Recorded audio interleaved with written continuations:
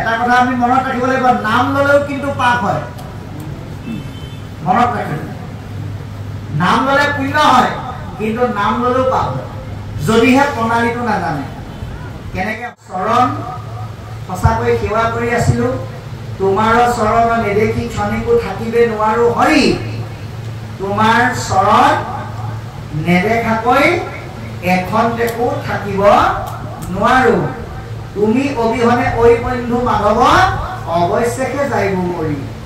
চিঞৰি চিঞৰি কৈছে, হে প্ৰভু তুমি যদি এৰি থৈ যোৱা, হে প্ৰভু মই এতিয়াই এই নৰদেহ ত্যাগ কৰি মই মৃত্যুক সাৱটি ল'ব লাগিব। গতিকে উদ্ধৱৰ এই ভাৱনাটো আমি আমাৰ নিজৰ মাজলৈ আনিব লাগিব যে ঈশ্বৰক বাদ দি সন্ত সাধু মহন্ত ভকত এক মুহূৰ্তৰ বাবেও জীয়াই থাকিব নোৱাৰে। ভগৱন্তৰ জীৱন হ'ল ভকত আৰু ভকতৰ জীৱন হ'ল ভগৱন্ত। ভগৱন্তৰ চিন্তা অবিহনে ভকতে এক মুহূৰ্তও জীৱনৰ প্ৰকৃত সোৱাদ লাভ কৰিব নোৱাৰে।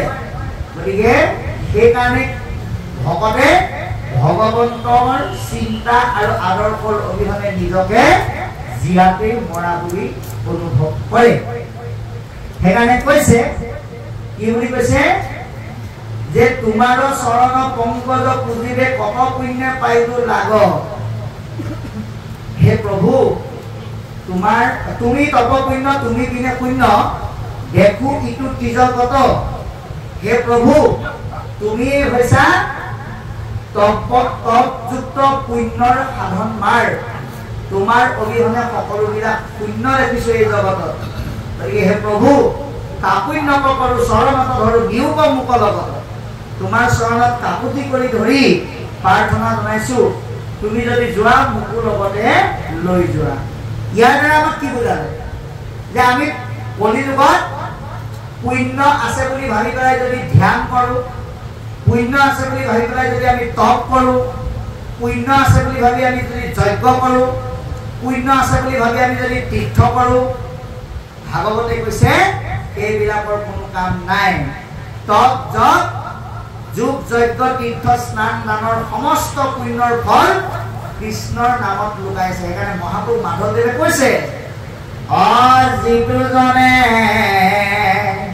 কৃষ্ণ কথা বিচাৰে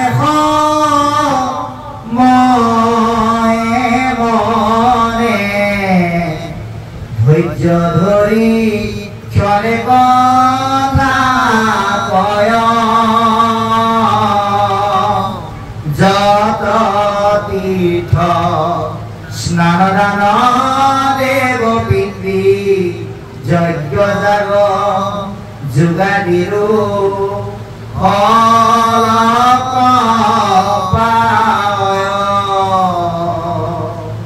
যোগাদিৰো ফল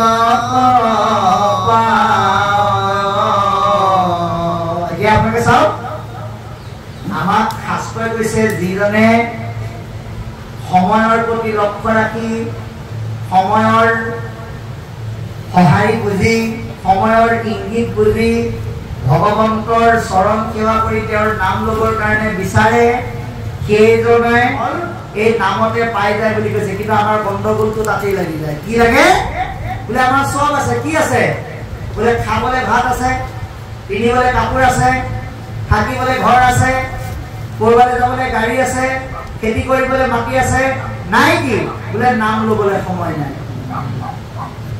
এতিয়া তাৰ উল্টা প্ৰমাণটো চাব। আজি এই অনুষ্ঠান আয়োজন কৰা গৃহস্থ কলিতা বাপজনা কিমান ব্যস্ততাৰ মাজত থাকে। আমি কেতিয়াবা ফোন কৰিবলৈকে বেয়া লাগে, যথেষ্ট ব্যস্ততাৰ মাজত থাকে, তেখেতৰ পৰিয়ালটো থাকে। তাৰ পিছতো কৃষ্ণৰ নাম লোৱাৰ যিটো ভক্তিৰ ব্যৱস্থা, সেইটো তেওঁ অতি সুন্দৰকৈ বজাই ৰাখিছে। মাজে মাজে কেতিয়াবা ফোন কৰি শাস্ত্ৰৰ বিভিন্ন বিষয়ৰ কথা আমাৰ লগত ইমান ব্যস্ততাৰ মাজত আলোচনা কৰে। আৰু আজি আপোনাসৱৰ দৰে মহামহন্তক গোটাই আপোনাসৱৰ পদ্মমুখ হন্তে কোনে নাজানে যে ভাগৱতৰ মাজত ঈশ্বৰ ভক্তিৰ জ্ঞানৰ বাহিৰে আৰু বেলেগ নাই। তথাপিতো এৰাৰ দৰে কৃপালু বাপজনাই ইমান ব্যস্ততাৰ মাজতে এটা ভাগৱতৰ অনুষ্ঠান আয়োজন কৰি এই মানুহৰ লগতে এই অঞ্চলৰ কীট পতংগ পশু পক্ষী গছ গছনি তৰু তৃণ প্ৰবৃত্ত হোৱাৰ এটা সুযোগ দিছে গতিকে এনেহন সাধুৱে কি পায় যোগ যজ্ঞ স্নান দান তীৰ্থ পূজা আদিৰ ফল পায় গতিকে বাবাই সমস্ত অকল তেখেত বুলিয়ে নহয় আপোনাক সবেও এনেকৈ কৃষ্ণৰ নাম এনে ইমান বহুলকে নোৱাৰিলেও অন্তত বছৰত এদিন নিজৰ ঘৰত ভকত সেৱা এখন আয়োজন কৰি নাম এষাৰ পাতি পাঠ এষাৰ পাতি বিজ্ঞজনৰ পৰা দুটা ঈশ্বৰৰ কথা শুনাৰ অভ্যাস আমি গঢ়ি তুলিবৰ কাৰণে যত্ন কৰিব লাগিব গতিকে সমস্ত পুণ্য সেইকাৰণে কৃষ্ণৰ নামতে আছে বুলি কৈছে কৃষ্ণ নামক গুৰুত্ব দিব নোৱাৰিলে পুণ্যৰ বিপৰীতে শূন্য আছে শূন্য যি অনুভৱ কৰে তেওঁৰ জীৱনটো আৰু তেওঁৰ চিন্তাবিলাক অন্ধকাৰযুক্ত হৈ যাব আৰু সেইকাৰণে কৃষ্ণই আপোনাক সদায় লগত ৰাখিবলৈ হ'লে আপুনি ভকতৰ উপস্থিতিত নাম পুণ্যৰ দ্বাৰা ভক্তিৰ চিন্তাবিলাকক উপলব্ধি কৰিব পাৰিব লাগিব ইয়াৰ পিছত ক'লে কি ক'ব বিচাৰ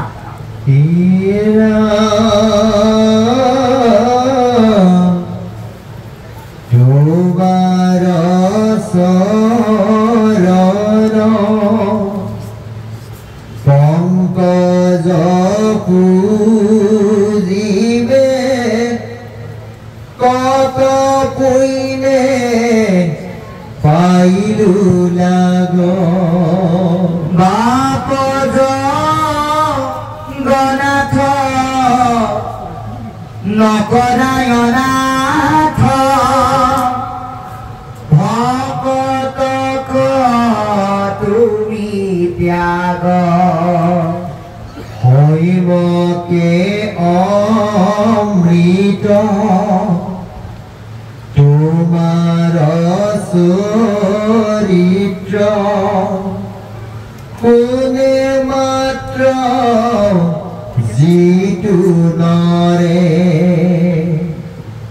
পায়া প্ৰেম ভাৱ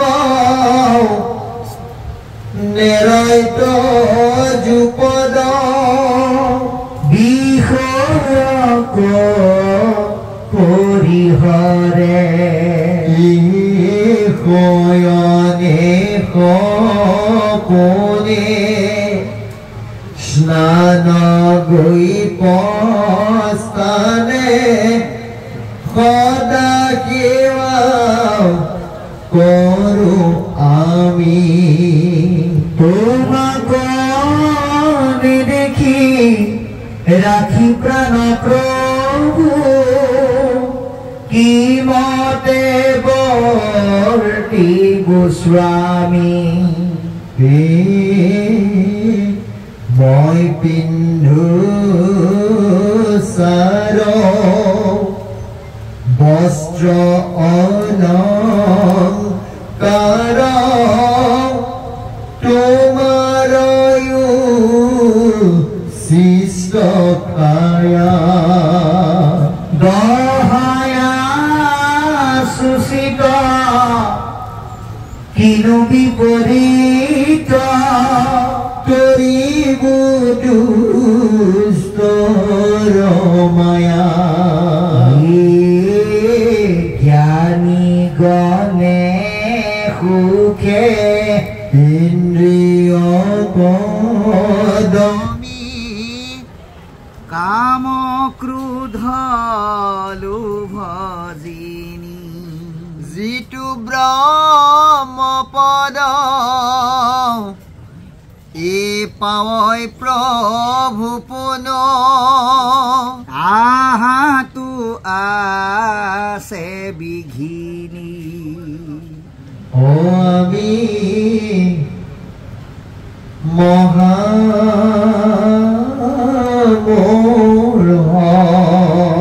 হে গৃহবাসী সুখে মঙ্গলয়া ভকতৰ ও তোমাৰ চৰিত্ৰ কথা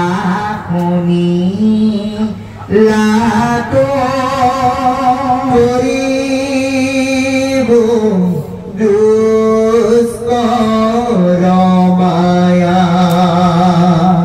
দিয়া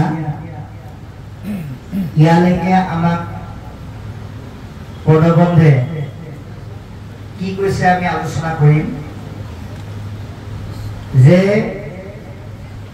তোমাৰ চৰণ পংকজ পুজিবে কত পুণ্যে পাইলো লাগ বাপ জগন্নাথ নকৰা অনাথ ভকতক তুমি ত্যাগ। এয়া উদ্ধৱে কৃষ্ণক যাবৰ সময়ত কৈ আছে, ভাগৱতত লিখি দিলে, কৃপালু বাপজনাই পঢ়ি দিলে, আমি অধমে কৈ গলো, আপোনালোকে শুনি গল আৰু শেষ হলে ঘৰলৈ গুচি গল বুলি যদি ভাবি লয় এনেকে কৃষ্ণ উদ্ধৱ সংবাদ এঠাইত নালাগে 7 ঠাইত শুনিলেও কামত নাহিব। এই কথাখিনিৰ দৃষ্টিৰে নিজৰ জীৱনক এবাৰ জুকিয়াই চাব লাগিব যে উদ্ধৱ মহন্তৰ কথাখিনি আপোনাৰ নিবেদন বুলি আপুনি ভাবিব লাগিব। তেতিয়াহে এই কথাখিনিৰ যথাৰ্থতা আমি উপলব্ধি কৰিব পাৰিম। কি বুলি কৈছে যে তোমাৰ চৰণ পংকজ পুজিবে কত পুণ্যে পাইলো লাগ।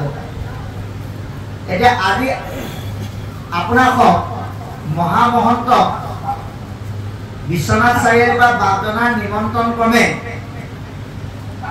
আজি ৩য় বৰ্ষৰ কাৰণে দৰ্শন কৰিবৰ কাৰণে আমি যে এটা সৌভাগ্য পালো, নিশ্চয় ভগৱন্তই কিবা এটা পুণ্যৰ ভাগ আমালৈ ৰাখিছিল যে তই 5 ছেপ্টেম্বৰ আজি এই বিশেষ দিনটো ৰঙিয়াৰ আমুক বাপজনৰ ঘৰত ভকতৰ পদধূলা লৈ দুটামান কথা শিকিবলৈ যাব লাগিব।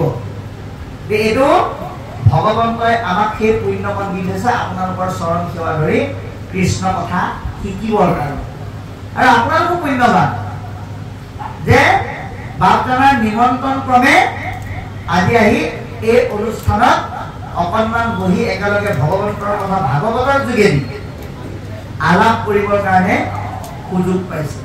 3টা পক্ষ ইয়াত পুণ্যৱান বুলি কৈছে। কোন কোন? কীৰ্তন কৰ্তা, শ্ৰৱণ কৰ্তা আৰু আয়োজন কৰ্তা।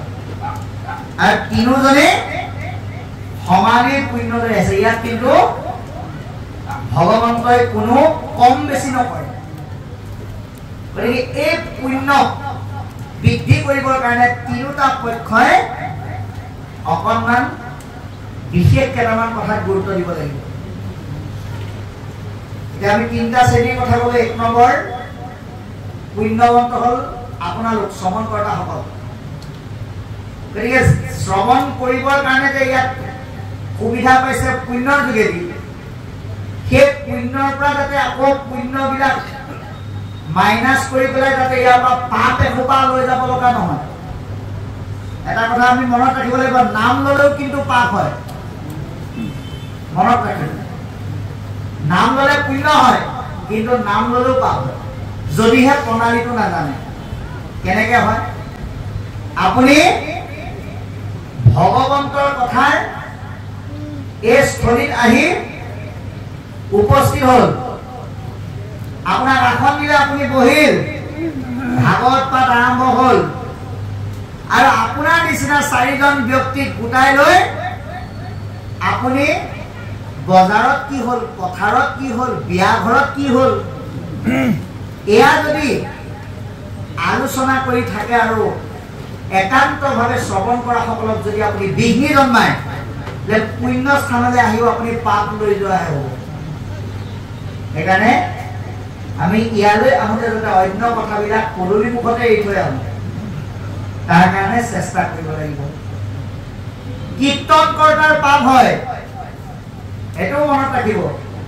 আমি যে কৈ আছো এতিয়া পাপ আমাৰো হ'ব পাৰে। কেনেকৈ? যদিহে ভাগৱতৰ আসনখনত বহি লৈ পেলাই মুখেৰে নকলেও মনেৰে ভাবো যে গৃহস্থই যেতিয়া ব্যাখ্যাকাৰ হিচাপে মাতি আনিছে, ময়েই চব জানো, বাকীবিলাকে একো নাজানে, এনেকৈ যদি অহংকাৰ কৰোঁ, ভগৱন্তই কৈছে তুমিও পুণ্যবিলাক তাতে মাইনাছ কৰি পাপ এসোপা লৈ যাব লাগিব। সেইকাৰণে ইয়াত বহাৰ লগে লগে মাইক্ৰফোনটো হাতত লোৱাৰ লগে লগে মনত এটাই ভাৱ আহিব লাগে, মোৰ সন্মুখত বহি থকা সকলোবিলাক জ্ঞানী একেবাৰে একো নজনাজনেই হৈছোঁ মই। যিটো মহাপুৰুষ মাধৱদেৱে নিজক কৈছিল মই মোৰ সমতি বুলি। গতিকে সেই বস্তুটো থাকিব লাগিব। তাৰপিছত আয়োজন কৰোঁতেও পুণ্য আৰু পাপ হয় যদিহে প্ৰণালীটো নাজানে। কেনেকৈ হয়? অনুষ্ঠান ভাগ আয়োজন কৰি যদি অনুষ্ঠান হৈ থাকোঁতে বা অনুষ্ঠানৰ শেষত বা অনুষ্ঠানৰ আৰম্ভণিতে যদি মনতে ভাবিবা মানুহৰ আগত কয় মোৰ নিচিনাকৈ ইমানখিনি খৰচ কৰি এনেকুৱা ভাগৱতৰ অনুষ্ঠান কোনোবাই ভৱিষ্যতে পাতিব পাৰিব, বৰ্তমান পাতিব পাৰিছেনে আগতে কোনোবাই পাৰিছিলে? ভগৱন্তই কৈছে তেনেকুৱা মনোবৃত্তি থকা ব্যক্তিৰ পূজা সেৱা ভকতেতো গ্ৰহণ নকৰে, ময়ো গ্ৰহণ নকৰোঁ। কিয়? সেয়া অভক্তৰ পূজা, য'ত ভক্তি নাথাকে। কাৰণ তেওঁ কি বুলি ক'লে? মোৰ নিচিনাকৈ ভাগৱতৰ অনুষ্ঠান আয়োজন কৰিব কোনোবাই পাৰিছিল, এতিয়া পাৰিব নে ভৱিষ্যতে পাৰিব? ভগৱন্তে কৈছে মই দিয়া শক্তিৰ দ্বাৰা পোৱা ধনেৰে তুমি মোৰ অনুষ্ঠান আয়োজন কৰিছা, আকৌ মোক লৈ তুমি অহংকাৰ কৰিছা। গতিকে তোমাৰ দ্ৰব্য মই কাৰ লগত তুলনা কৰোঁ জানা? এৰা অভক্তৰ পূজা মই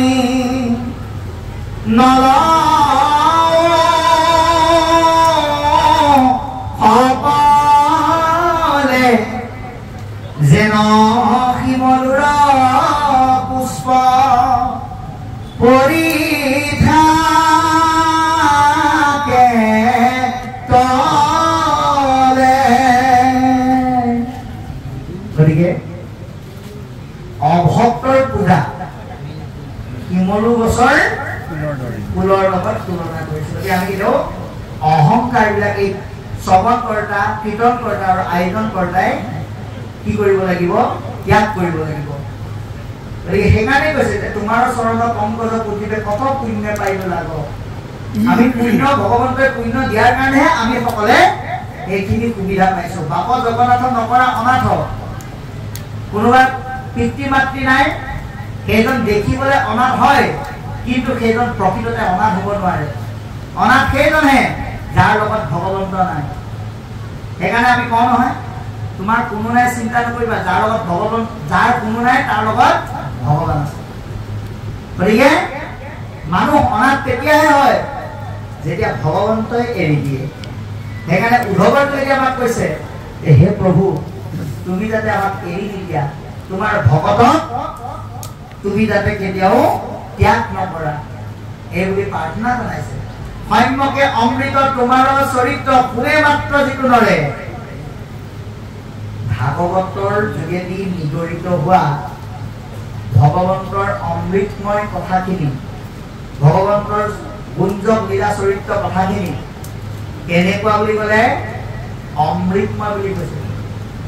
এই ভাগৱতৰ কথাখিনি বোলে অমৃতৰ দৰে সোৱাদ। তা আপুনি আমি অমৃতৰ দৰে সোৱাদ পাইছোনে নাই নিজক প্ৰশ্ন কৰিব লাগিব।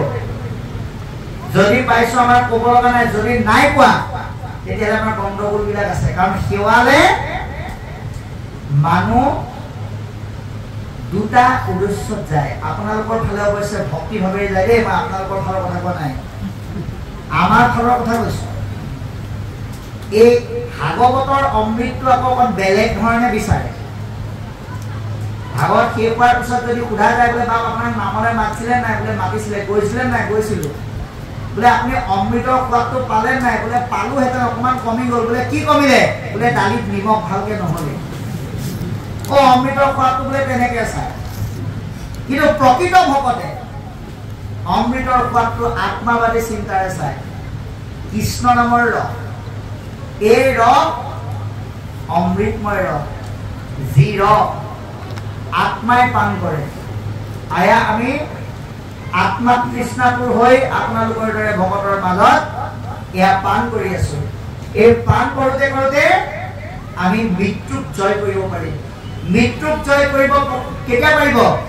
বা কোনজনে পাৰিব যিজনে মুখৰ মাত হেৰাই গলেও ঈশ্বৰক পাহৰি নাযায়। মহাপুৰুষ মাধৱদেৱে সেই কথাটো ঘোষাত কৈছে যে আমি অমৃতময় সোৱাদ লাভ কৰা সকলে ভগৱন্তৰ ওচৰত নিবেদনটো কি বুলি কৰে? হে কৃষ্ণ তোজো পাদ পদ্ম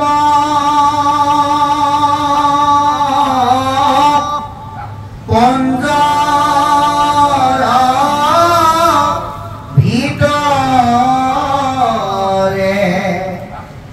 মোৰ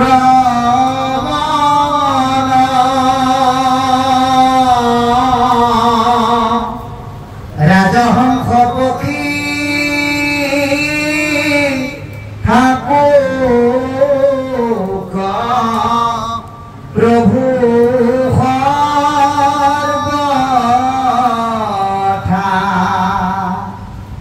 প্ৰাণ প্ৰয়াণৰ সময়ত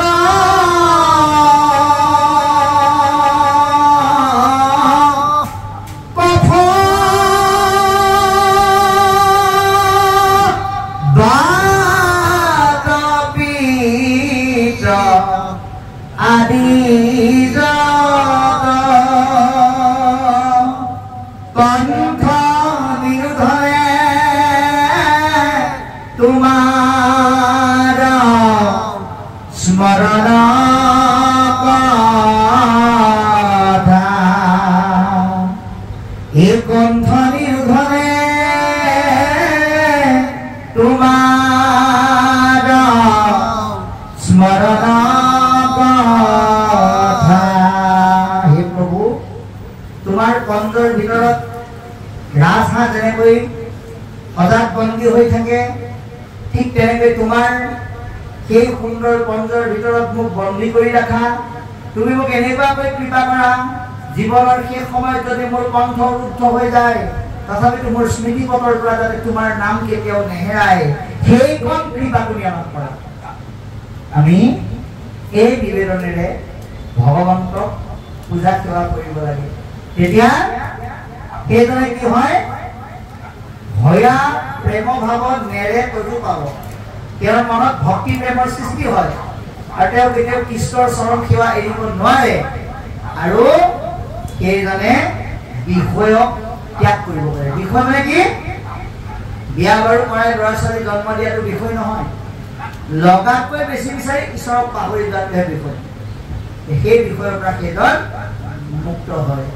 গতিকে এতিয়া কৈছে কি বুলি অতি সুন্দৰকৈ কৈ গৈছে যে মই সুন্দৰকৈ তোমাৰ চৰণত এনেকুৱাকৈ সেৱা কৰোঁ, সেৱা কৰি থাকোঁতে থাকোঁতে তোমাৰ চৰণতে মই নিমজ্জিত হৈ যাওঁ আৰু তোমাৰ চৰণত নিমজ্জিত হৈ মই তোমাৰ কৰ্ম কৰোঁ। কেনেকৈ? স্নানে গুপ্তস্থানে সদা সেৱা কৰোঁ আমি বুলি কৈছে। শয়নে সপোনে স্নানে গুপ্তস্থানে সদা সেৱা কৰোঁ আমি। তুমি অবিহনে ৰাখি প্ৰাণ প্ৰভু কিমতে বৰ্তিব চাওঁ। এতিয়া উদ্ধৱে ভগৱন্তক কেতিয়া কেতিয়া সেৱা কৰে বুলি ক'লে? শুওঁতে সেৱা কৰে, সপোনতো বোলে ঈশ্বৰৰ নাম আহি থাকে এইকাৰণে, আৰু গা ধুবলৈ যাওঁতে গুপ্তস্থানলৈ যাওঁতে অহৰ্নিশে ভগৱন্তৰ চৰণ উদ্ধৱে সেৱা কৰে। এতিয়া আমি আগতে কৈছো এয়া কেৱল উদ্ধৱৰ কথা বুলি যদি আমি ভাবিলেও ভুল হ'ব। আমিও ভগৱন্তক সেৱা কৰাৰ প্ৰণালীটো এটা নিৰ্দিষ্ট স্থানত কৰিলেহে হয় বুলি ভাবিলে ভুল হ'ব।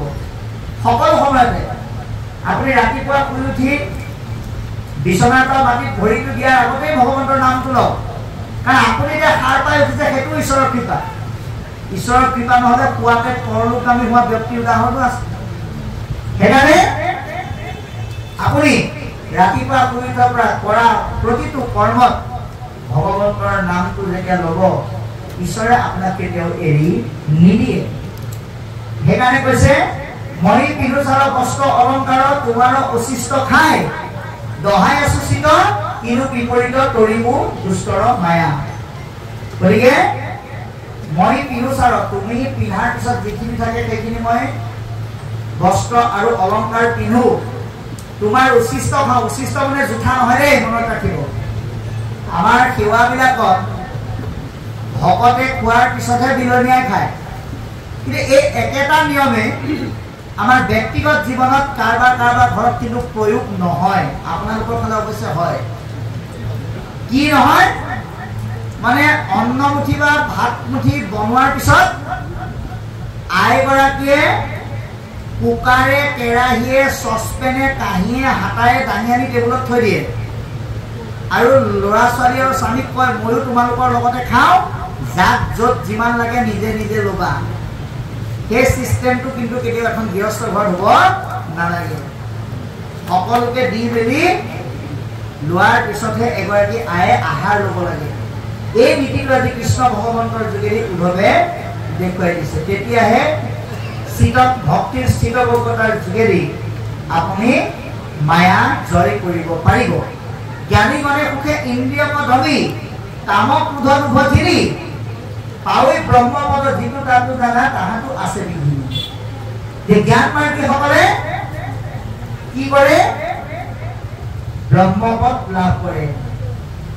জ্ঞানী গণে সুখে ইন্দ্ৰিয় ধমি, ইন্দ্ৰিয়ক জয় কৰি চকু বন্ধ কৰি, উশাহ বন্ধ কৰি প্ৰথমতে গছৰ পকা পাত খাবলৈ লয়, তাৰপিছত বায়ু ভক্ষণ কৰি জ্ঞান সাধনা লাভ কৰিবলৈ যত্ন কৰে, কিন্তু তাতো তেওঁলোক সফল নহয়। প্ৰমাণ দ্বিতীয় স্কন্ধ ভাগৱতে দিছে। বিশ্বামিত্ৰ পৰাশৰ কি কৰিলে? বিশ্বামিত্ৰ পৰাশৰ আদি মুনিগণ জলবায়ু পত্ৰ মাত্ৰ কৰন্ত ভোজন কামিনী জনৰ মুখ পদ্ম সোণালী দেখি তাৰা কবু ভৈৰ কামে বিমোহিত। গতিকে বিশ্বামিত্ৰ পৰাশৰে গছৰ পকা পাত আৰু বায়ু খায়ো সফল হ'ব নোৱাৰিব।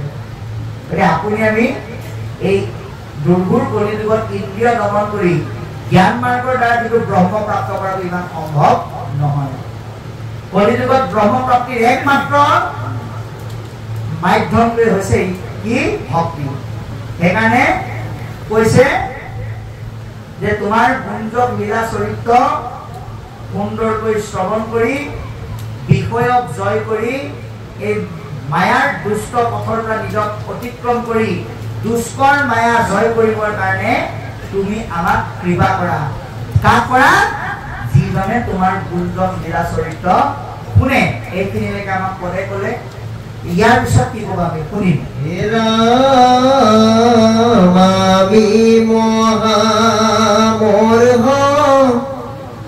গৃহবাসী সুখে সংগলয়া ভকতৰ তোমাৰ চৰিত্ৰ কথা শুনিলাতে তৰিব মাই দুষ্কৰ তজোপাদ পদ্ম হৃদয়ে ধৰিয়া গাইব গুণ নাম গীত এতেকে মগতি অপ্ৰয়াসে পাইব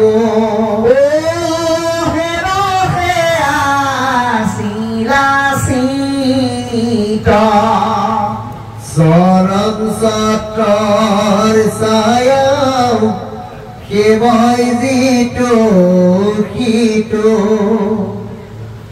এৰাইটো ৰতাপ হেন পাও এৰি খনে কণী জীৱ সংগে নিও মোক বাপ অসবে পৰিহৰি চৰণ দুতয় তোমাৰ কৰিল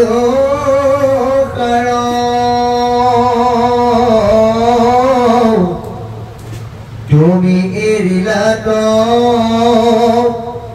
ঐ বন্ধু মাধৱ দিনতে দেখুৱা ধাৰ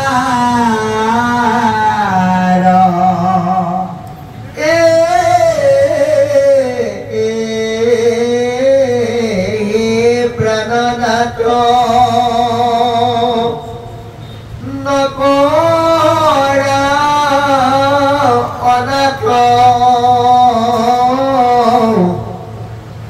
অদান্তে ধৰকেৰ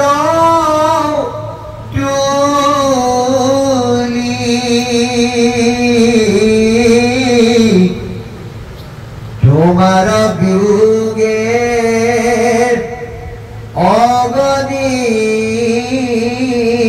এখনে দেখা মাৰে মুক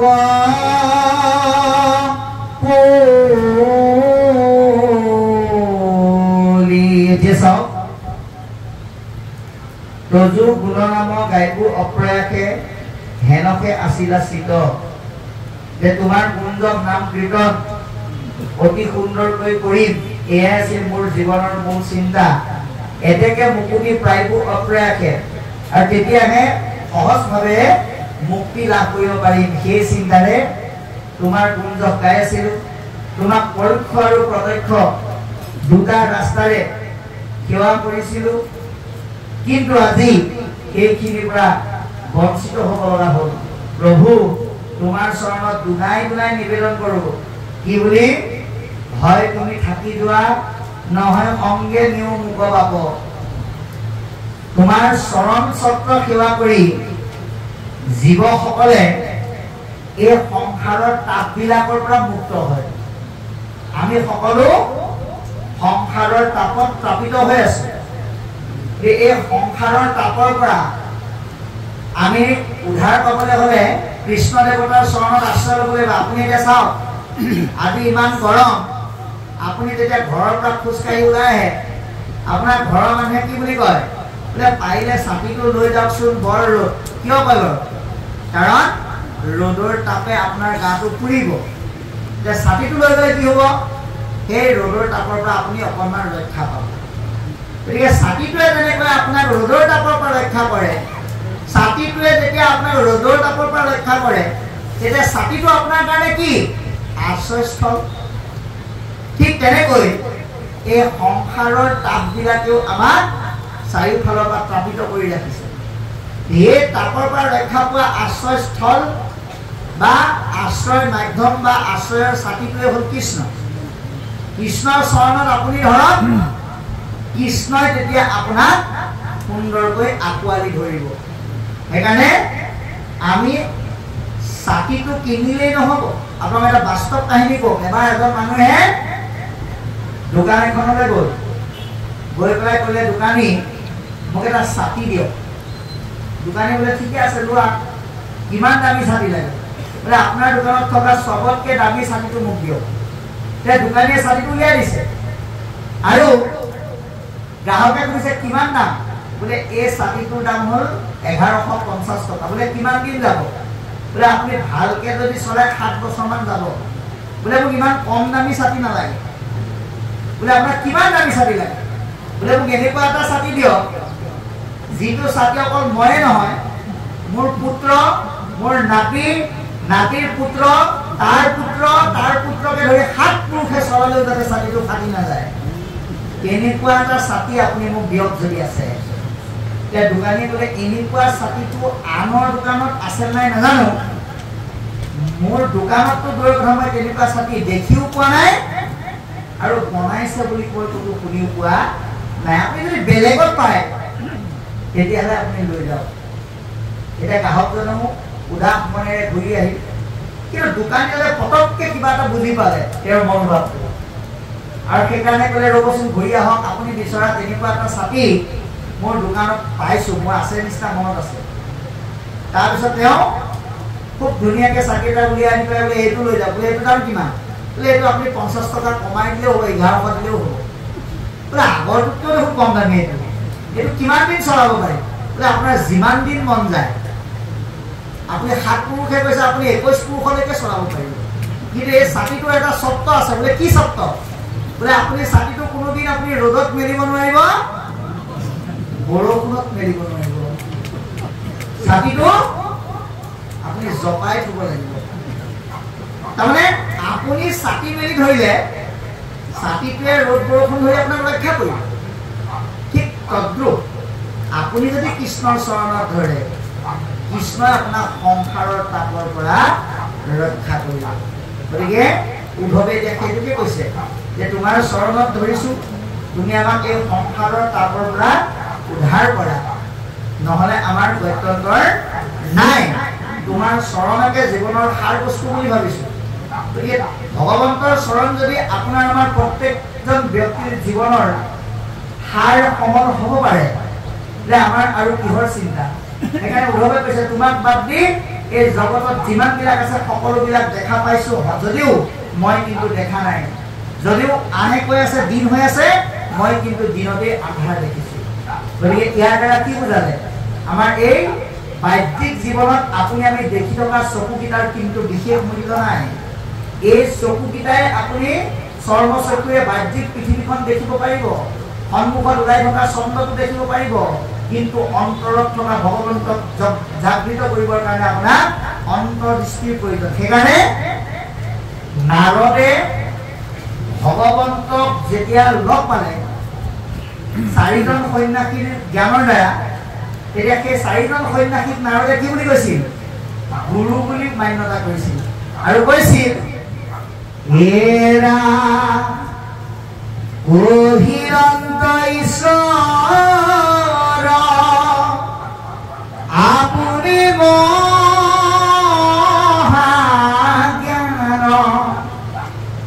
যেন অন্ধ লাক দিলা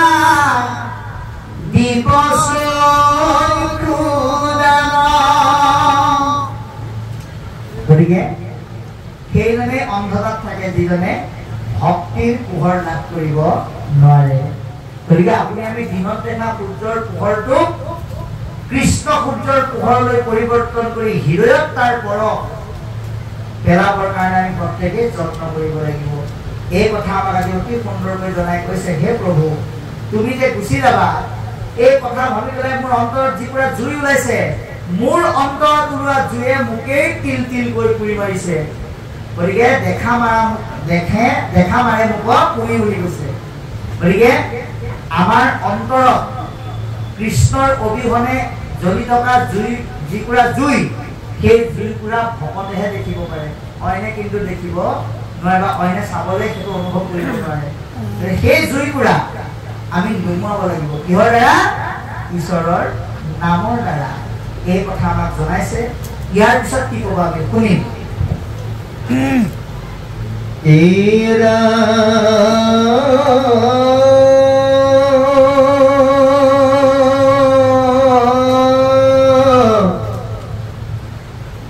এহি বুলি সন্ত উদ্ধৱ মহন্ত হিয়াতি প্ৰেময় লাগে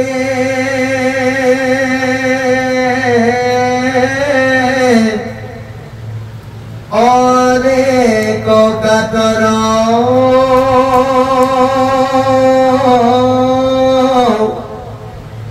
কৰিয়া কানন্দ হৰিয়া কৃষ্ণ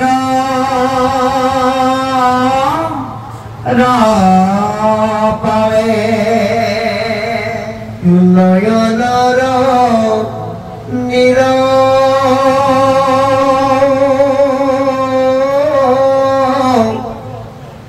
ধাৰায়ে বহ সুকত আকুল ভাব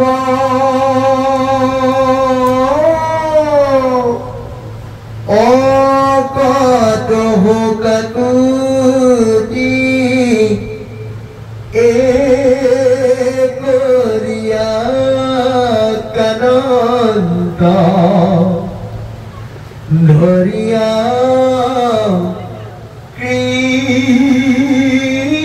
কৃষ্ণ পাৱে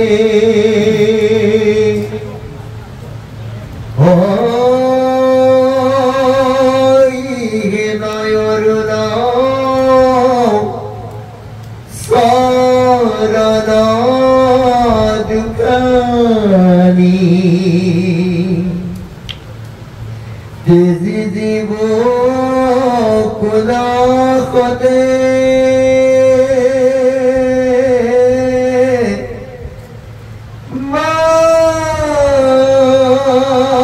মাধব বান্ধব নবধা কমলি নিয়োগ সংগে নিয়মকদ গতে সিহি বুলি কয়ে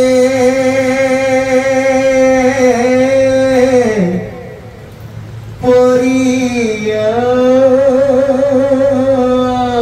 কানন্ত অনেক কাৰুণ্য ভাৱে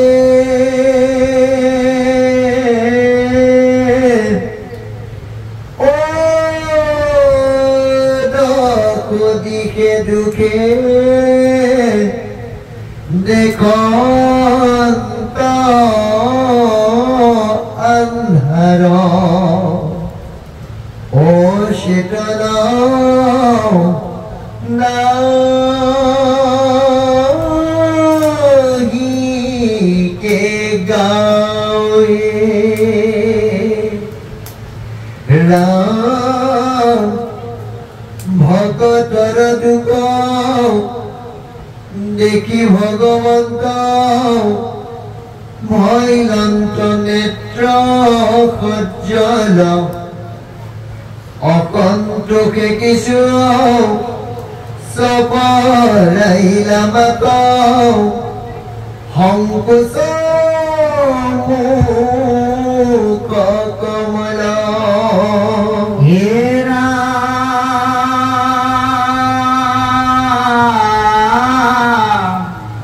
শুনা নৰ লোক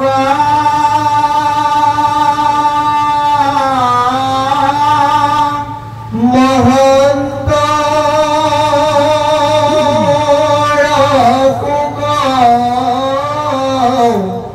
দেখা দুখ বিপৰীত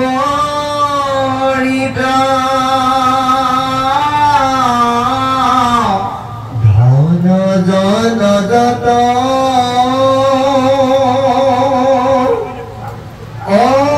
অজীৱন যৌৱন জানা কবে অসাসত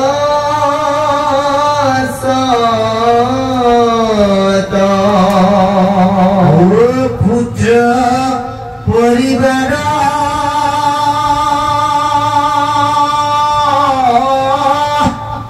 হবে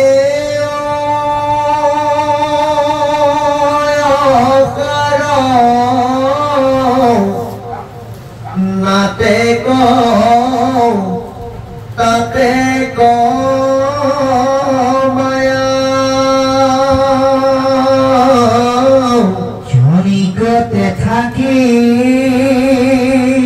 হলেকে অন্তৰ এই সম্যকে মেঘৰ ছায়া ক্ষণে পৰে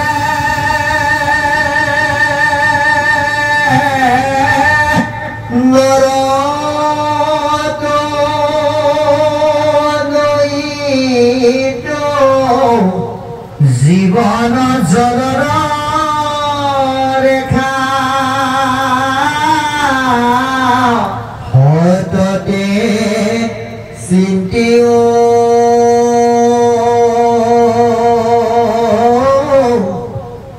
কৃষ্ণৰ চৰণ মৰণ এভুনে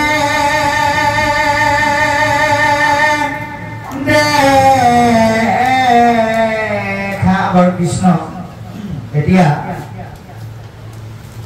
ভগৱন্ত কৃষ্ণ যোৱাৰ কথাবিলাক মনতে ভাবি ভাবি মুখেৰে কৈ কৈ এটা সময়ত উদ্ধৱে কৃষ্ণৰ উপস্থিতি অবিহনে তেওঁ কি হ'ব সেয়া মুখেৰে প্ৰকাশ কৰিব নোৱাৰা হ'ল কান্দি কান্দি তেওঁ ক'ব নোৱাৰা হৈ পৰিল অচেতন প্ৰায় হৈ পৰাৰ উপক্ৰম হ'ল তাৰ প্ৰাক মুহূৰ্তত তেওঁ প্ৰাৰ্থনা জনাইছে যে ইহেন অৰুণ চৰণ দুখানি তেজি জীবু পুনঃতে তোমাৰ এই সূৰ্যৰ দৰে বিৰবিৰাই থকা যি চৰণ যুগল এই চৰণ যুগল নেদেখাকৈ মই কেনেকৈ খন্তেক জীয়াই থাকিম গতিকে মাধৱ বান্ধৱ নৱধা সমুলি নিয়োগ মুখ লগতে গতিকে মোক তুমি এনেকৈ এৰি থৈ যোৱাতকৈ তুমি মাৰি থৈ যোৱা আৰু যদি তুমি মোক সঁচাকৈ জীয়াই থকাটো বিচাৰা তেতিয়াহ'লে তুমি মোক লগতে লৈ যোৱা এইটোৱে হৈছে ভকতৰ প্ৰতি ভগৱন্তৰ অনুৰাগ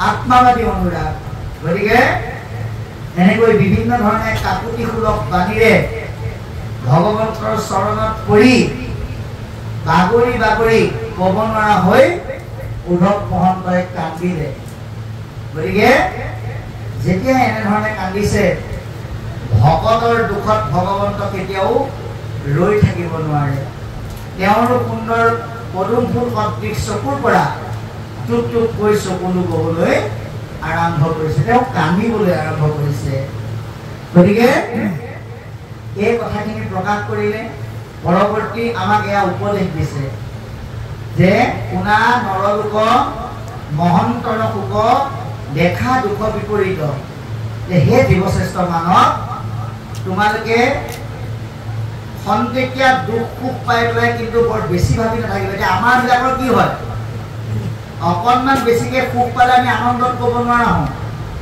আৰু বেছিকৈ দুখ পালে আমি হতাশগ্ৰস্ততাত ভোগোঁ সেইসকলৰ কাৰণে ভাগৱতে পৰামৰ্শ দিছে হে জীৱশ্ৰেষ্ঠ মানৱ যে দুখ সুখবিলাকত বৰ বেছি আনন্দও নকৰিবা আৰু বৰ বেছি হতাশো নহ'বা কাৰণ তুমি আমিতো বাদ দিয়া মহা সাধু মহন্ত সকলো কিন্তু দুখৰ পৰা হাত সাৰিব পৰা নাই এতিয়া মায়াত আবদ্ধ লোকসকলৰ দুখৰ কাৰকবিলাক বেলেগ আৰু ভকতৰ দুখৰ কাৰকবিলাক বেলেগ মায়াত আবদ্ধসকলে দুখবিলাক কিহৰ কাৰণে কৰে প্ৰাপ্তিৰ বেদনাত কৰে যিটো পাব লগা আছিল নাপালে থাকিব লগাটো হেৰালে এইবিলাক হ'ল মায়ামুখী লোকসকলে ভোগ কৰা দুখ কিন্তু ভকতৰ দুখটো কৃষ্ণকেন্দ্ৰিক ঈশ্বৰৰ ছত্ৰ ছায়াৰ তলত কৰিব লগা সেৱাৰ পৰা বঞ্চিত হোৱাৰ পিছত মনত যি শোকৰ সৃষ্টি হয়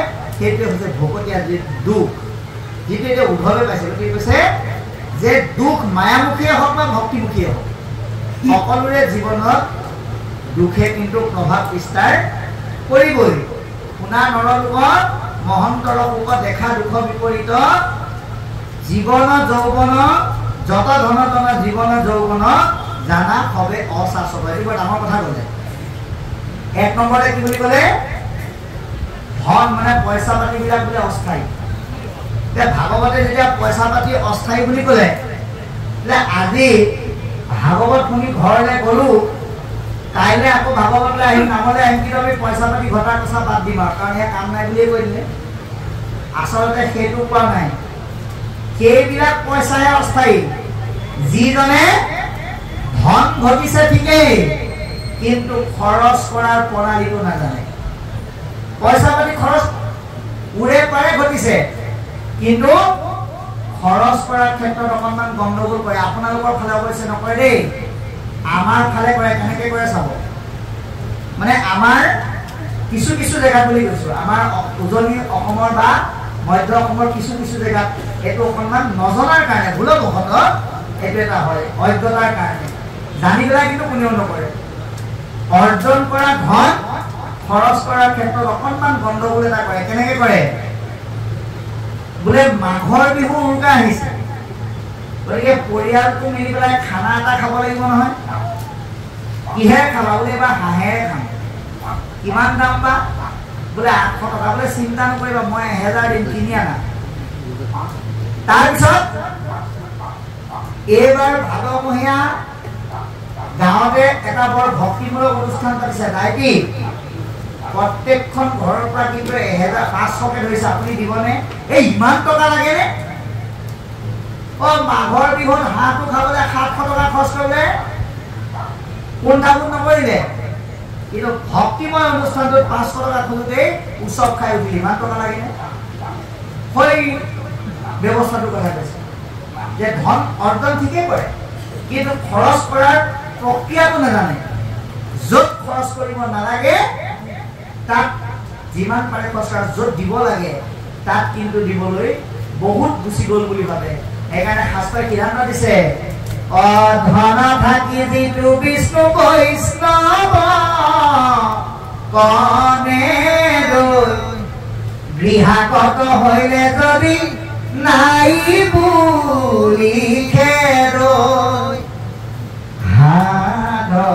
ধন বুলি কান্দে ৰাৱতুলি ঘৰে ঘৰে ভিক্ষা মাগে কৃষ্ণ কৃষ্ণ বুলি। যদি আপোনাৰ ঘৰত থকাৰ পিছতো আপুনি নাই বুলি কয়, ভিক্ষাৰী এজনক, আতুৰ এজনক, ভকত এজনক অনুষ্ঠান এটাত যদি দিবলৈ আপোনাৰ মন নাথাকে, ভগৱানলৈ কৈছে যি ধনক লৈ তুমি আজি অহংকাৰ কৰিছা, অসত্যৰ আশ্ৰয় লৈছা, পৰৱৰ্তী সময়ত তোমাক মই সেই ধনৰ অভাৱ কষ্ট কৰি তোমাক মই ভিক্ষাৰী বনাই দিবলৈ বেছি সময় নালাগিব। সেইকাৰণে ধন অশাশ্বত ধনক স্থায়ী কৰিবৰ কাৰণে আমি সৎ কৰ্ম, সৎ সেৱাত আমি খৰচ কৰিবৰ কাৰণে বহুত খৰচ নহয়। আপুনি অৰ্জন কৰা, আপুনি ডেইলি যেনিবা 100 টকা অৰ্জন কৰিছে, এটা উদাহৰণ, তাৰ পৰা আপুনি 1 টকা খৰচ কৰক, কিন্তু আপুনি খৰচ কৰা সেই 1 টকাটোৰ মূল্য ভগৱন্তৰ দৃষ্টিত অনন্ত। আহাৰে কপুন লগাইলে অনন্ত গুণ পাই, নাজানি মূৰ্খ গণে ধন খান্সি হয়। এতিয়া আজি অনুষ্ঠান ভাগত বাপজনা যদি আপোনালোকে ওপৰে ওপৰে চাই দিলে খৰচ বহুত হৈছে, কিন্তু গভীৰভাৱে যদি চাই খৰচতকৈ জমাৰ পৰিমাণ বেছি হৈছে। কাৰণ ভগৱন্তৰ কাৰণে কৰা কৰ্মৰ যি সদুপাৰ্জিত ধন ভগৱন্তই কেতিয়াও অথলে যাবলৈ নিদিয়ে, অৰ্থাৎ ভগৱন্তই ভকতৰ কেতিয়াও ধাৰ নাখায়। কৃপা কোনোবা নহয় কোনোবা এটা ফালৰ পৰা কৰিবই। গতিকে এই অশাশ্বত ধনক সৎ কৰ্ম আৰু সেৱাৰ যোগেদি শাশ্বত কৰিবলৈ যত্ন কৰিব লাগিব। জন সা সম্পত্তিবিলাক অশাশ্বত বুলি কৈছে যে সা সম্পত্তি কোনবিলাক? আপোনাৰ ঘৰ, মাটি, বাৰী, গাড়ী ইত্যাদি সা সম্পত্তিবিলাকক জনৰ লগত তুলনা কৰিছে।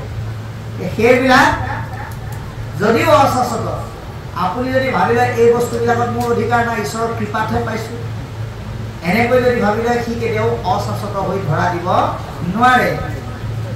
গতিকে জীৱন, যৌৱন এইবিলাক যদি মোৰ বুলি নাভাবে, ঈশ্বৰৰ বৰদান বুলি তেওঁ অৰ্পণ কৰি দিয়ে, ই কেতিয়াও অশাশ্বত হ'ব নোৱাৰে বুলি আমাক সিদ্ধান্ত দিছে। সমস্ত তেওঁ অৰ্পণ কৰি দিয়ক। পুত্ৰ পৰিবাৰৰ সকলে অকাল নাটেক তাটেক মায়া।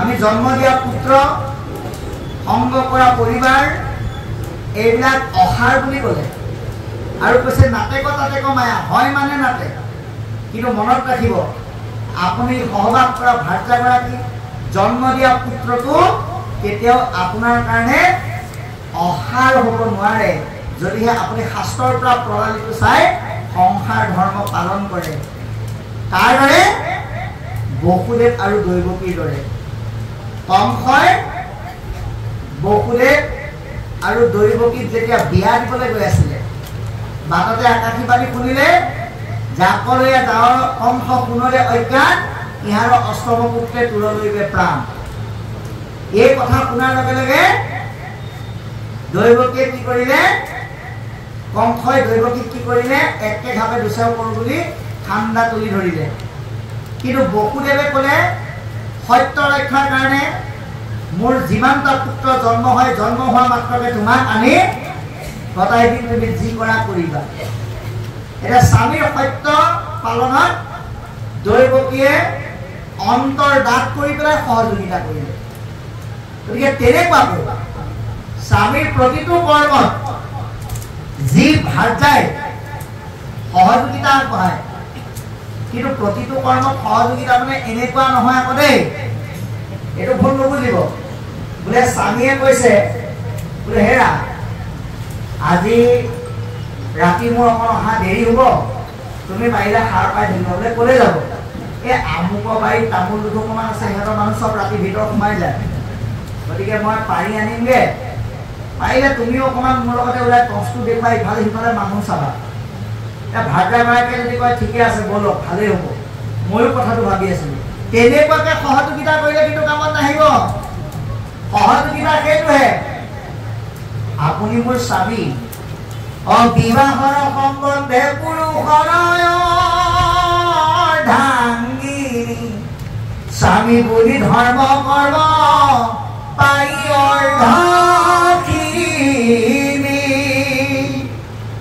বিবাহ নামৰ সম্বন্ধটোৰ কাৰণে স্বামী স্ত্ৰীৰ মাজত হোৱা সম্বন্ধটো কি বুলি কোৱা আছে অৰ্ধাংগিনী বুলি কোৱা হৈছে আপোনালোকে বাস্তৱত চাব স্বামীজনে যদি মাষ্টৰ কৰে আইগৰাকীয়ে লাগিলে ভাতৰ চোৰ হাতাই ধৰক তথাপিতো কি বুলি মাতে বোলে মাষ্টৰণী আছানে বাপজন যদি ডাক্তৰ হয় আইগৰাকীক ডাক্তৰণী বুলি কয় লাগিলে তেওঁ একোৱে নাজানক অৰ্ধাংগিনী সেইকাৰণে স্বামীয়ে কৰা বেয়া কামৰ প্ৰতিটো কৰ্মত আইগৰাকীয়ে বাধা দি পেলাই ভাল দিশটোৰে বুজাই অনাটোৱে হ'ল সহযোগিতা আৰু তেনেকুৱা ভাৰ্যা কেতিয়াও অসাৰ হ'ব নোৱাৰে এয়া সৎসংগৰ আহিলা পুত্ৰ অসাৰ বুলি কৈছে এটা পুত্ৰ মানে কি আমি জানিব লাগিব পুত নামৰ নৰকৰ পৰা যি তাৰণ কৰে সেয়াই পুত্ৰ খাই ভাল পোৱা চাই ভাল পোৱা লৈ ভাল পোৱা গৈ ভাল পোৱা পিন্ধি ভাল পোৱা সেইবিলাক হ'ল ল'ৰা আৰু ছোৱালী সেইকাৰণে আপুনি এনেকুৱা আদৰ্শ দিয়ক যাতে আপোনাৰ সন্তানে আপোনাক জীৱনৰ শেষ সময়ত পুত নামৰ নৰকৰ পৰা উদ্ধাৰ কৰিব পাৰে কোন পুত্ৰই পাৰিব অপুত্ৰ ইউনিষ্টৰে যদি শুনিয়াছে শাস্ত্ৰ বৈষ্ণৱ পুত্ৰ কপতি কৰে নমাত্ৰ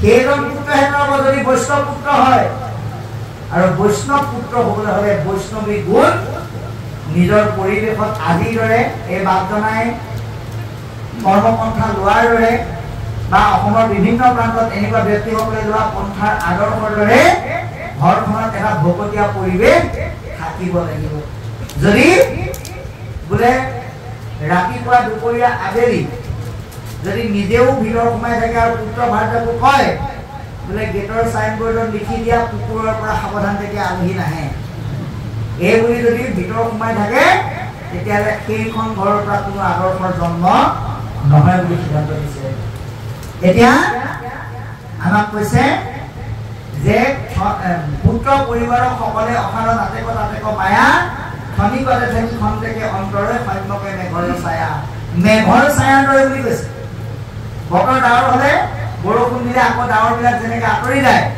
এই পুত্ৰ ভাৰ্যা ধন জন ঐশ্বৰ্য বিভূতি এইবিলাকো ঠিক তেনেকুৱাই এই আছে এই নাই না আপুনি লগত লৈ যাব পাৰিব না আপুনি চিৰদিন ৰাখি থ'ব পাৰিব আপোনাৰ লগত আপুনি লৈ যাবও নোৱাৰে আৰু নিজৰ কৰি ৰাখি থ'বও নোৱাৰে। সেইকাৰণে এইবিলাকত বিপৰীতে আমাক কি বুলি ক'লে, কেতিক্ষণে পৰে নৰতনয়িতো জীৱন জলৰ ৰেখা। আমাৰ এই জীৱনটো এৰি আমি কোনদিনাখন যাব লাগিব ঠিক নাই, পানীৰ বুৰবুৰণি বুলি কৈছে। গতিকে এই পানীৰ বুৰবুৰণিৰ দৰে আমাৰ যি জীৱন ৰেখা, এই জীৱন ৰেখা আমি সঠিকভাৱে নিবলৈ হ'লে আমি কি কৰিব লাগিব, সত্তৰে চিন্তিও কৃষ্ণৰ চৰণ, ভগৱন্তৰ চৰণ সত্তৰে, অৰ্থাৎ জনা মাত্ৰকে বুজা মাত্ৰকে আমি চিন্তা কৰিবলৈ যত্ন কৰিব লাগিব বুলি আমাক পদবন্ধে এতিয়ালৈকে ক'লে।